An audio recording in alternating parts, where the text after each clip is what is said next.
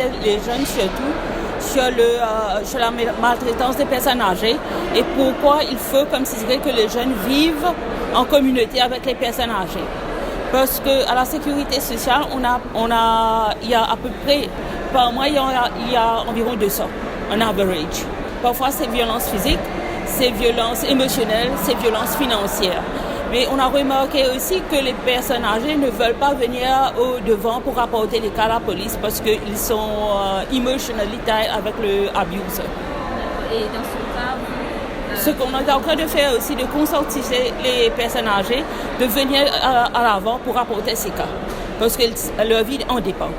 Et on a 2 numéros de téléphone, 172 et 140. Ce sont les call free. Et le 140, c'est mène jusqu'à 4 heures, tandis que le 162, c'est 24/7. Le ministère est en train de construire 2 homes also pour ces personnes âgées qui vivent seules. En principe, nous avons le Charitable Institution et puis le Private Residential Home. Mais les 2 homes qui vont être construits bientôt sur African Flag et à Palma, ce sera géré par le gouvernement. Et que les seniors Citizen Council, nous trouvons une lacune entre le vieux et le jeune.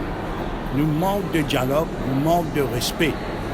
Le Senior Citizen Council, depuis 2015, quand je suis nommé comme chairman, là, nous faisons un programme intergénérationnel qui, toutes les années, nous organise une essai competition avec les enfants à l'école.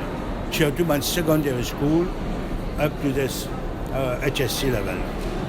Et nous encourageons, nous donnons le second and topic, et ça fait vraiment, très clairement, comment dire, un examen HSC qui peut composer. C'est very private. Nous avons un lecturer de MAI qui est nous pour faire ce programme-là. Suite de ce programme-là, nous trouvons un grand avancement des enfants avec leurs parents. Parce que moi, comme chairman de Senior Citizen Council, il est nécessaire qu'il y ait un dialogue, de communication entre parents et enfants à la case. Et jour en jour, nous pouvons perdre la valeur de notre respect à l'île Maurice.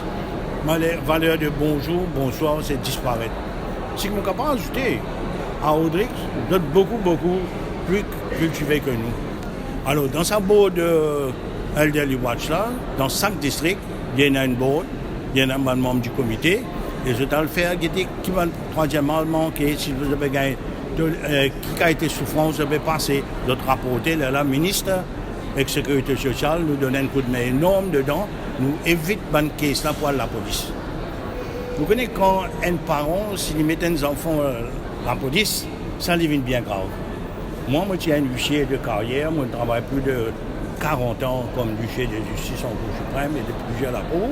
Et quand vous mettez un jeune à la Cour, il devient bien vilain. Et nous, les Senior Citizen Council, en collaboration avec le ministre et avec le Elderly Watch Committee, nous réussissons à arranger tout pour ça marche très bien. Pour commencer, il faut oublier que nous sommes elders, nous sommes aînés, la guerre pour nous gagner l'indépendance, ça c'est premièrement.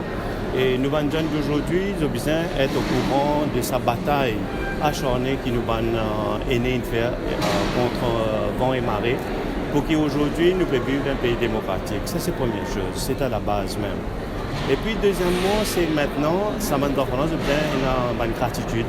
Je besoin reconnaissant envers cette grande personne, qui nous donne toute la culture, il donne toute la valeur morale et que je t'étais aujourd'hui. C'est aujourd'hui où la société mauricienne peut vivre un avis, que les enfants sont capables de venir à l'école. C'est une lutte acharnée de une grande personne qui aujourd'hui nous l'a permis. Donc ça m'a donné naissance de besoin prendre conscience. De besoin prendre conscience de cette lutte-là et reconnaître. Et en retour, donne sa main aînée là, ce qu'ils sont supposés gagner.